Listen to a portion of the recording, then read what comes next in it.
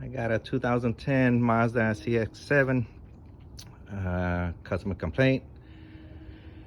There's an exhaust leak. It sounds like a farting sound when driving or when starting the car. Anyways, I just hooked this up. I was in the process of doing a smoke test, and within about 30 seconds I was able to see smoke coming out of the exhaust. I didn't know where the exhaust leak was coming from.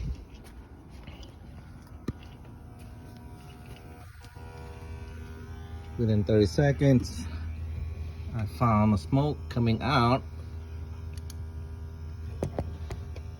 from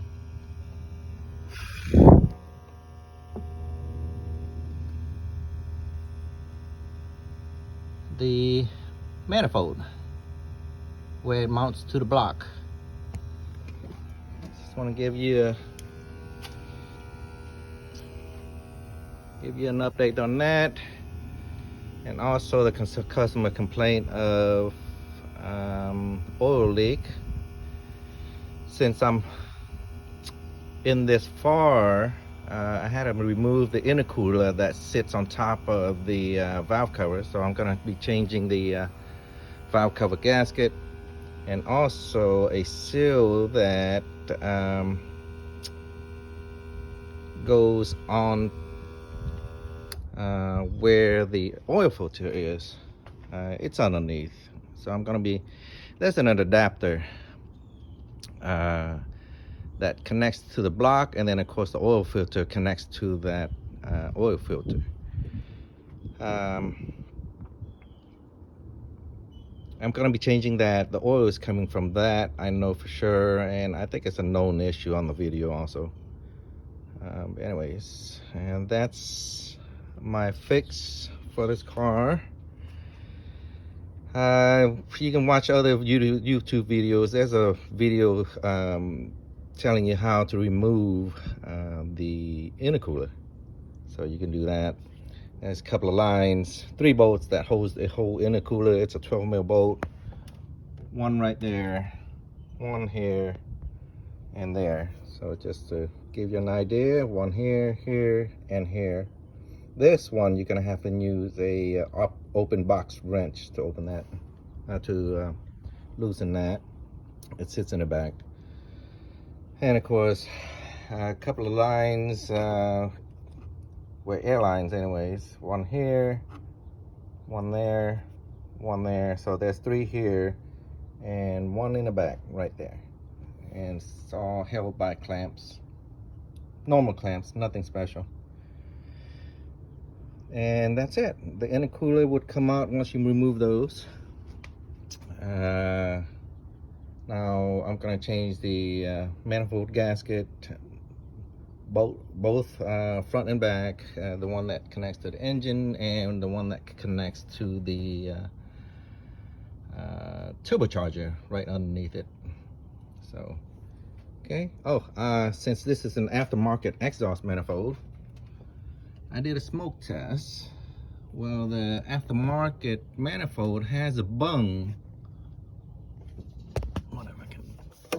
It has a bung right there where you see the blue tape. There's a little bung. There's a bolt that screws onto there. I think it's made to, well, probably not.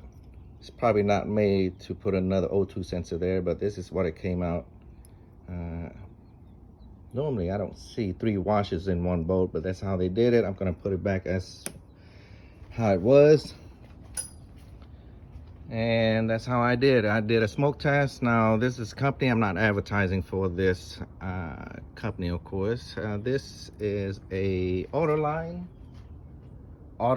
Pro smoke tester. There's different versions. There's one that you can actually run an air compressor to pump air, but this one has an integrated pump right there, right where the hook is connected, and it just kind of connects onto this switch, and of course, and it hooks up onto the battery. And of course, the hose connector you see there, And that's what I did. I just removed that bolt. Now this only works for this manifold because they made an extra hole there. I guess maybe it's for smoke testing, who knows. But it was there, I saw it. Now on the factory manifold, I'm not sure if you have that option, but just to give you my test, the engine was making a farting sound when driving, or even when just idling.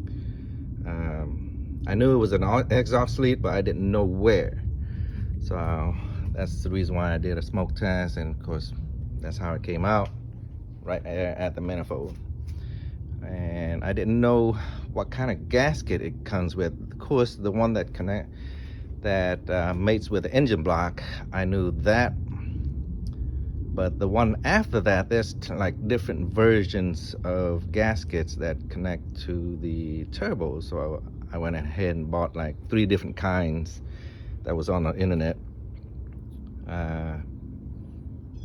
Maybe it's for the one that connects after the turbo, not sure, but I didn't want to take a chance of just letting the car sit here having the wrong gasket. But yeah, once you break the seal, you want to change the manifold gasket both before and after the manifold. Okay, of course I'm gonna do the valve cover gasket. It's wide open since it's there, and it's definitely leaking a lot. Okay, well, good luck guys. Just want to give you an idea how I diagnosed the exhaust leak there with a smoke tester. Again, I'm not advertising for this company. It's just a good tool for a do-it-yourselfer anyways. All right, bye now.